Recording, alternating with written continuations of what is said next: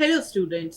अभी तक हमने सी प्रोग्रामिंग लैंग्वेज के बारे में ये जाना कि सी इन्वेंट कब हुई थी और किसने इन्वेंट करी थी।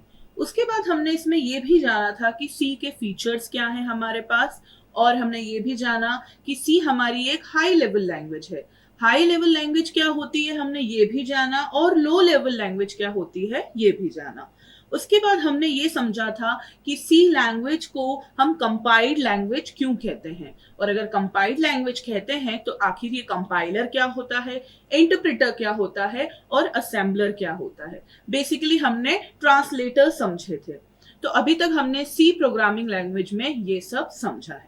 आज हम स्टार्ट करने वाले हैं पहला हमारा सी का प्रोग्राम। हम बेसिक सिंटेक्स समझने वाले हैं सी प्रोग्रामिंग लैंग्वेज का। तो इसको हम स्टेप बाय स्टेप समझेंगे। सबसे पहला स्टेप होता है documentation section. Documentation section basically इस सेक्शन में हम करते क्या है, हम इस सेक्शन में कमेंट्स लिखते हैं हमारे प्रोग्राम के अंदर, और वो कमेंट्स होते हैं जो हम नहीं चाहते हैं कि वो प्रोग्राम में at the time of compilation include करे। इसके एग्जाम्पल के तौर पे मैं आपको बताऊं कि अगर आपने एक प्रोग्राम लिखा है सम करने का, दो वेरिएबल्स का, दो नंबर्स का, ए और बी आपके पास हैं, दो इंटीजर नंबर्स, उनको सम करने के लिए आप एक प्रोग्राम लिख रहे हैं। तो आप चाहते हैं कि उससे पहले, अगर वो प्रोग्राम आपने बनाया तो आप तो ऑफ कोर्स पहचानते ही होंगे कि ये प्रोग्राम किस चीज के बारे में है। लेकिन अगर उसी प्रोग्राम को कोई और पर्सन रीड करता है, या फिर मैंने आपको फीचर्स के टाइम पर सीख के ये बताया था कि हम उसे, वो एक स्ट्रक्चर प्रोग्रामिंग लैंग्वेज है, मॉड्यूलर प्रोग्रामिंग लैंग्वेज है, हम उसे छोटे छोटे मॉड्यूल्स में डिस्ट्रीब्यूट कर सकते हैं और उन सब अलग अलग मॉड्यूल्स को अलग अलग सॉफ्टवेयर इंजीनियर्स वर्क कर सकते हैं। हम उन सबको वापस मिलाकर एक कंप्लीट प्रोजेक्ट कर सकते हैं। तो लेकिन जो एक कंप्लीट प्रोजेक्ट मैनेजर होगा वो कैसे समझेगा कि आपने जो प्रोग्राम बनाया है वो किस बारे में है। तो इसलिए हम उस प्रोग्राम को स्टार्ट करने से पहले, या फिर उस प्रोग्राम के बीच में जहां जहां हमारी जरूरत है डिफाइन करना एक कोई सी भी चीज को, तो उसके लिए हम यूज करते हैं कमेंटिंग करना। कमेंटिंग करने के लिए हमारे पास यहाँ पर होते हैं दो बैक स्लैश। इस तरीके से हम लिखते हैं, दो स्लैश होते हैं। और अगर हम प्रोग्राम के अंदर इस तरीके से दो लाइंस बनाकर जो भी आगे लिखेंगे वो हमारा कंपाइलर कंपाइलेशन के लिए रीड नहीं करेगा, वो सिर्फ एक कमेंट होगा और वो सिर्फ हमारे रीड करने, हमारे पढ़ने के लिए होगा। उसका हमारे प्रोग्राम और आउटपुट पर कोई भी असर नहीं आएगा। फॉर एग्जाम्पल, जो मैंने आपको बताया कि एडिशन का प्रोग्राम बना रहे हैं, तो अगर मैं चाहती हूँ उस प्रोग्राम को स्टार्ट होने से पहले मैं उसमें कुछ कमेंट करना चाहती हूँ कि उस प्रोग्राम का डेवलपर कौन है, उसे कब बनाया गया था, वो प्रोग्राम किस बारे में है, तो इस तरीके से लिख सकती हूँ मैं, जिसमें मैं यहाँ पे लिख सकती हूँ डेवलपर राधा। नेक्स्ट लाइन में मैं लिखना चाहती हूं कि ये इन्वेंट कब हुआ, सो इसका डेट लिख देती हूं मैं 18 अप्रैल 2023। फिर उसके बाद मैं चाहती हूं कि यहां पे लिखा आ जाए कि ये प्रोग्राम किस बारे में है। सो प्रोग्राम फॉर एडिशन, फाइन। तो इस तरीके से मैं यहां पर मेरे प्रोग्राम के बारे में मैंने कुछ डिटेल्स पहले ही लिख दी। हम अलग अलग लाइंस कमेंट करना चाहें तो वो भी कर सकते हैं, हम मल्टीपल लाइन भी कमेंट्स कर सकते हैं। फॉर एग्जाम्पल, इतना पूरा मैं अलग अलग स्लैश लगा के नहीं लिखना चाहती हूँ, मैं इसे एक साथ लिखना चाहती हूँ ताकि मुझे इतने सारे स्लैश ना लगाना पड़े। तो मल्टीपल लाइंस के लिए हम पहला स्लैश लगाएंगे, उसके बाद हम लगाते हैं स्टार, जो हमारे कीबोर्ड में रहता है। हम शिफ्ट की प्रेस करके साथ में इस स्टार को प्रेस कर सकते हैं, 8 पर रहता है हमारा। उसके बाद आप जितनी भी लाइंस कमेंट्स में लिखना चाहते हैं, एन नंबर ऑफ लाइंस लिखेंगे। जब आप वो पैराग्राफ आपका एंड हो रहा होगा तब आपको फिर से वहां पे क्या लगा देना है, स्टार, और फिर उसके बाद जैसा हमने वहां स्लैश लगाया था उसी प्रकार यहां पर हमें स्लैश लगा देना है। सो ये क्या इंडिकेशन देगा हमारे कंपाइलर को, ये बताएगा कि ये पर्टिकुलर एरिया कमेंट सेक्शन है और इसे हमें कंपाइलेशन के लिए यूज नहीं करना है। तो ये होता है हमारा डॉक्यूमेंटेशन सेक्शन, पहला सिंटेक्स के लिए। ये आपका ऑप्शनल भी है, ऐसा कोई जरूरी नहीं है कि आपको कमेंट करना ही है, ये आपका ऑप्शनल है। आपको अगर आपका जो प्रोग्राम है वो आपको ज्यादा फ्रूटफुल दिखना चाहिए, ज्यादा अच्छा दिखना चाहिए, तो उसके लिए आप इसका यूज कर सकते हैं। और ये एडवाइज रहता है कि आप इसका यूज करें। बाकी आप नहीं भी करेंगे तो प्रोग्राम रन करेगा, क्योंकि ये कंपाइलेशन के लिए लाइंस नहीं जा रही हैं। नेक्स्ट हमारे पास जो सेक्शन रहता है उसको हम बोलते हैं लिंक सेक्शन, उसको हम बोलते हैं लिंक सेक्शन। तो ये लिंक सेक्शन में करते क्या है हम यहाँ पे कुछ ऐसी, मैंने आपको जब सी के फीचर्स बताए थे तो मैंने बोला था सी एक बहुत सिंपल स्मॉल लैंग्वेज है, सी के पास कुछ प्री डिफाइंड फंक्शंस हैं, सी के पास कुछ प्री डिफाइंड कीवर्ड्स हैं। ये सब चीजें हमारी कहाँ रहती हैं, हमारे सी की लाइब्रेरी में जो हेडर फाइल्स रहते हैं उनके अंदर इन फंक्शंस का डिक्लेरेशन होता है। तो ये वो हेडर फाइल्स होती क्या है, सबसे पहला हेडर फाइल जो आपको आपके प्रोग्राम में लिखना रहता है वो है include stdio.h।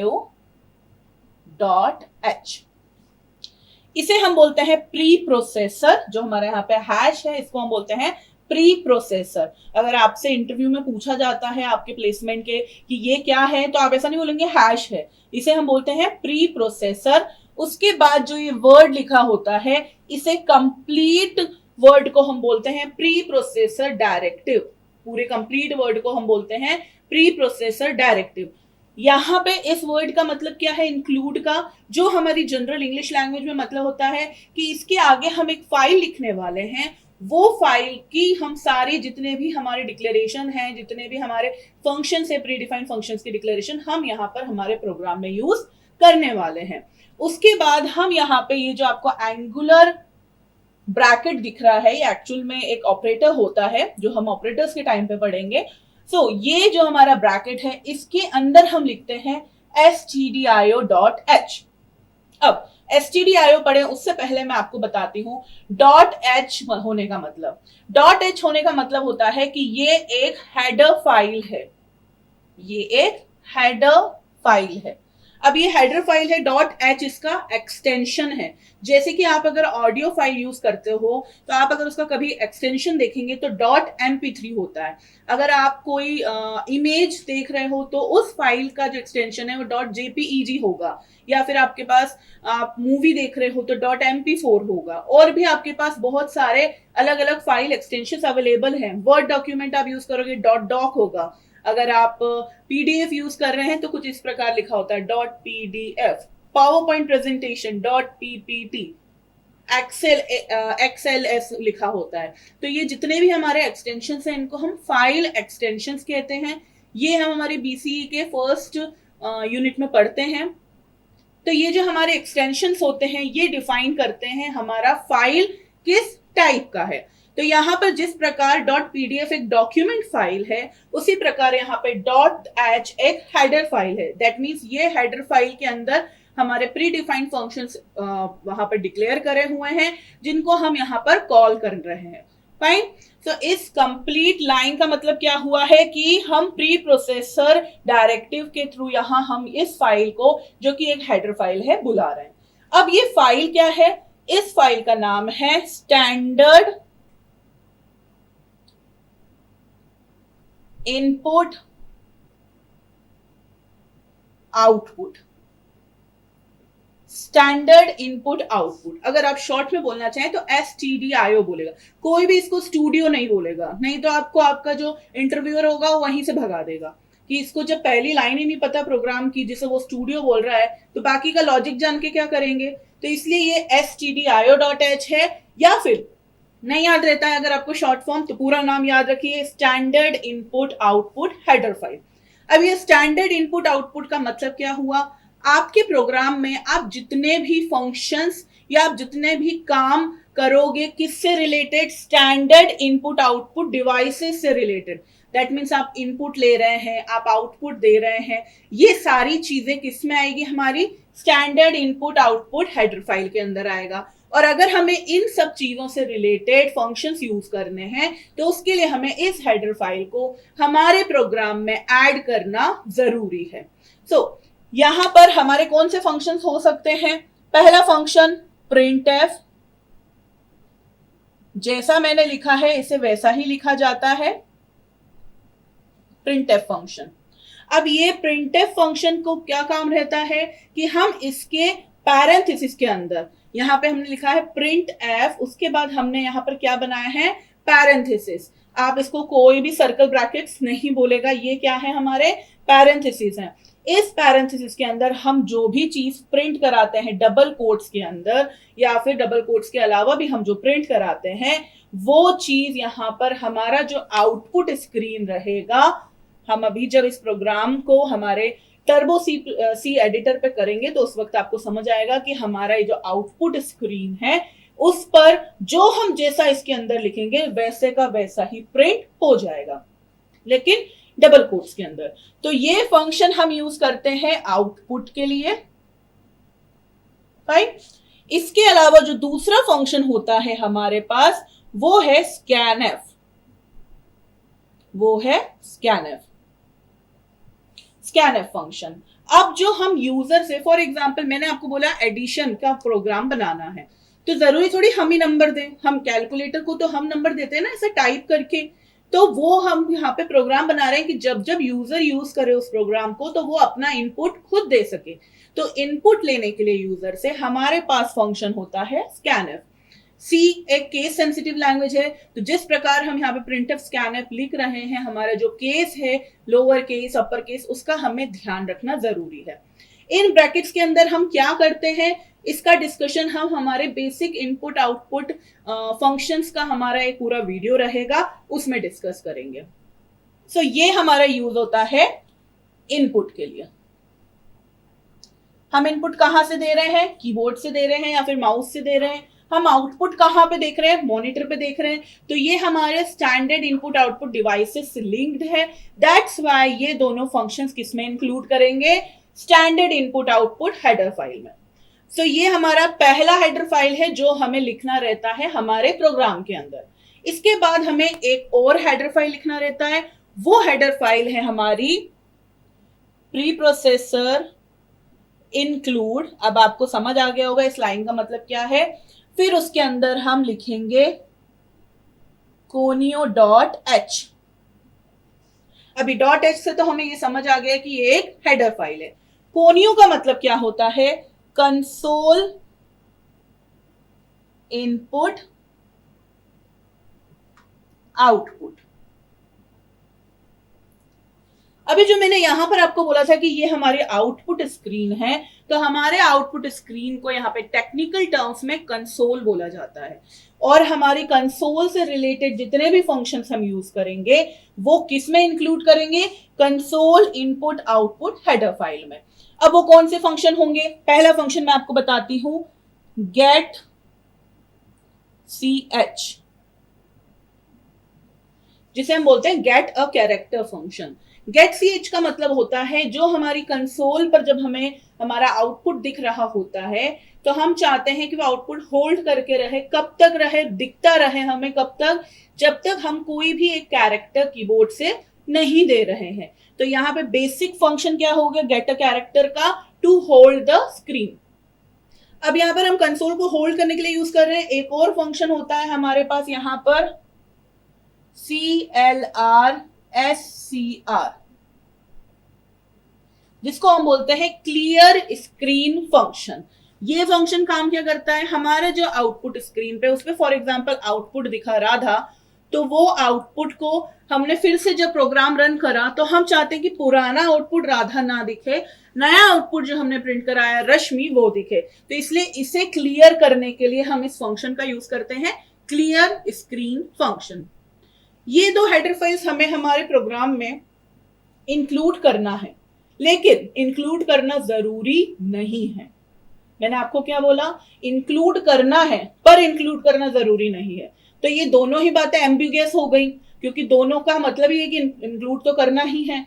तो मेरे कहने का मतलब ये था कि अगर हमें हमारे प्रोग्राम में सिर्फ कैलकुलेशन करना है, ना हमने यूजर से कोई आउटपुट, यूजर को कोई आउटपुट शो करना है, ना ही हमें यूजर से कोई इनपुट लेना है, और ना ही हमें कंसोल से रिलेटेड कोई भी फंक्शंस करने हैं या कंसोल से रिलेटेड कोई भी काम करना है, तो आप इन हेडर फाइल्स को नहीं भी ऐड करेंगे प्रोग्राम में तो भी आपके प्रोग्राम का कैलकुलेशन रन होगा। दैट मीन्स अगर आप प्रोग्राम में सिर्फ a प्लस बी कर रहे हैं, ना आप a की वैल्यू यूजर से ले रहे हैं, ना b की वैल्यू यूजर से ले रहे हैं, ना ही आप जो उनका सम आ रहा है उनको प्रिंट करा रहे हैं, और उसको प्रिंट कराने के बाद आपको होल्ड करने की भी जरूरत नहीं है, क्लियर स्क्रीन की भी जरूरत नहीं है, तो आप इन दो हेडर फाइल्स को अगर नहीं भी इंक्लूड करेंगे आपके प्रोग्राम के अंदर तो भी चलेगा। लेकिन अगर आपको देखना है आउटपुट या यूजर से इनपुट लेना है, आपको स्क्रीन होल्ड करके रखनी है, स्क्रीन क्लियर करनी है, तब आपको इन हेडर फाइल्स की जरूरत पड़ेगी।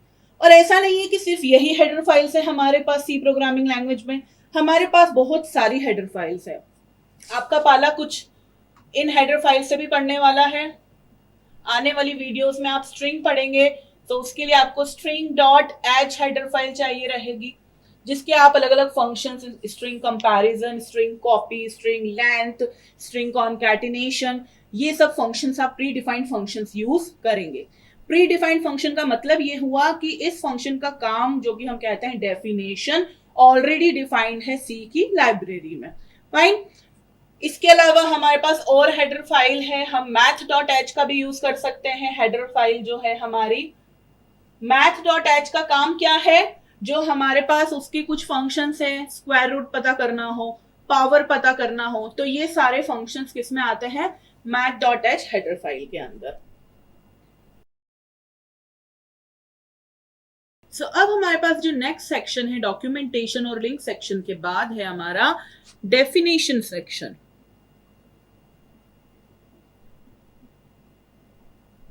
डेफिनेशन सेक्शन में हम यहाँ पे क्या करते हैं कि जो हमारे पास पहले से कुछ मैक्रोज, हम कुछ मैक्रोज यहाँ पे डिफाइन करने हैं, तो उनको हम यहाँ पे डिफाइन करते हैं। मैक्रोज में बेसिकली करते क्या है, एक तो हम कांस्टेंट वैल्यूज को डिफाइन करने के लिए करते हैं। अब ये कांस्टेंट वैल्यूज क्या होती हैं, फॉर एग्जांपल मैं एक प्रोग्राम बना रही हूँ, उसके अंदर मुझे निकालना है सर्कल का एरिया, और उस प्रोग्राम के अंदर एरिया निकालने के लिए मुझे क्या चाहिए, एक तो सर्कल की रेडियस चाहिए, उसके अलावा मुझे पाई की वैल्यू चाहिए। अब हमें ये पता है पाई की वैल्यू तो कांस्टेंट है, चाहे उस सर्कल का रेडियस 2 से 3, 3 से 4 या 4 से 10 भी हो जाए, तो भी उसके जो कैलकुलेशन के लिए हमें पाई चाहिए, उसकी वैल्यू कभी चेंज नहीं होने वाली है, वो हमेशा 3.14 ही रहेगी। तो हम इसे सबसे पहले डेफिनेशन सेक्शन में हम यहाँ पर डिफाइन कर सकते हैं, इनिशियलाइज कर सकते हैं, कांस्टेंट वैल्यूज को यहाँ लिख सकते हैं किन प्री प्रोसेसर डायरेक्टिव का यूज करके, हैश डिफाइन। अभी मैंने आपको एक प्री प्रोसेसर डायरेक्टिव बताया था, हैश इंक्लूड, ये दूसरा प्री प्रोसेसर डायरेक्टिव हो गया हैश डिफाइन, मैक्रोज को डिफाइन करने के लिए हैश डिफाइन का यूज करते हैं। उसके बाद हम हमारा जो कांस्टेंट वैल्यू है जो बना रहे हैं उसका नाम लिखेंगे। आप स्मॉल लेटर्स में भी यूज कर सकते हैं, बट ये फैशन में है कि कैपिटल लेटर्स में यूज करा जाए मैक्रोज को। सो पी आई हमारा पाई के लिए हो गया। उसके बाद नेम के बाद हम लिखते हैं वो वैल्यू जो हमारी throughout the program constant रहेगी, सो 3.14। इस प्रकार कुछ हम यहाँ पे मैक्रो डिफाइन करते हैं। अगर आपको फॉर एग्जांपल एक मैक्सिमम वैल्यू डिफाइन करनी है, तो आप उसका नाम रख सकते हैं मैक्स, और यहाँ पर उस वैल्यू को आप कुछ भी रख सकते हैं, जैसे फॉर एग्जांपल 1000 है आपकी मैक्सिमम वैल्यू। आप चाहते हैं कि आपके प्रोग्राम में इससे ज्यादा कुछ भी प्रिंट ना हो, तो हमेशा मैक्स की वैल्यू यहाँ पे कांस्टेंट रहेगी, कभी चेंज नहीं हो सकती है। अगर आप करना भी चाहेंगे तो वो आपको एरर शो कर देगा। तो ये सारी चीजें हम डेफिनेशन सेक्शन में करते हैं। नेक्स्ट हमारे पास जो आता है उसे बोलते हैं ग्लोबल डिक्लेरेशन सेक्शन। बेसिकली यहां पर हम करते क्या है कि जो हमारे कुछ ऐसे वेरिएबल्स हैं, कुछ ऐसी वैल्यूज हैं जो हम through out the program run करना चाहते हैं, वो किसी एक फंक्शन ब्लॉक में स्कोप में फंसे ना रहे। इसका भी हम एक सेपरेट वीडियो समझेंगे कि ये स्कोप होता क्या चीज है। तो अभी के लिए हम बस ये समझेंगे कि हमें अगर ग्लोबल एरिया में या एक ऐसे ही जगह पर हमें एक ऐसा वेरिएबल बनाना है जिसे हम through out the program use कर सके, तो उसे हम ग्लोबल डिक्लेरेशन सेक्शन में करते हैं। इससे पहले हमने जो पढ़ा था आपका जो डॉक्यूमेंटेशन सेक्शन, वो भी ऑप्शनल था। इसके बाद जो मैंने आपको बताया था आपका लिंक सेक्शन, वो आपकी जरूरत के अनुसार आपको ऐड करना है। फिर उसके बाद आपका डेफिनेशन सेक्शन भी ऑप्शनल है, ग्लोबल डिक्लेरेशन सेक्शन भी ऑप्शनल है। लेकिन अब जो हम सेक्शन पढ़ने वाले हैं उसे हम बोलते हैं मेन सेक्शन, ये आपका ऑप्शनल नहीं है, ये आपको बनाना है आपके प्रोग्राम में अगर आप उसे प्रोग्राम को स्टार्ट करना चाहते हैं उसका कंपाइलेशन।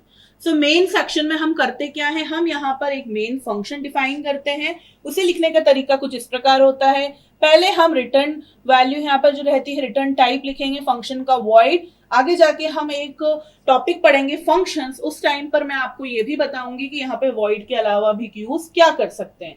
अभी फिलहाल के लिए वॉइड का मतलब आप समझ लीजिए नथिंग, खाली।